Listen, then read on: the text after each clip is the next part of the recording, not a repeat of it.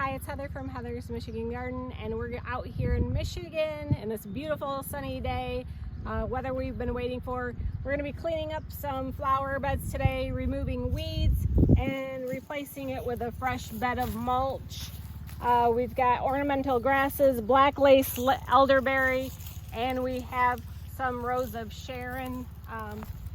We've had some pesky weeds that I haven't been able to get a handle on, so I'm really going to be digging these out today and cleaning them up. If you look at these, they have some kind of vining system underneath them that has been really hard to get rid of these, so they just keep taking over, and I'm hoping to get this all edged out and cleaned up.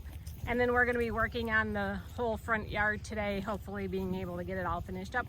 Thanks for watching Heather's Michigan.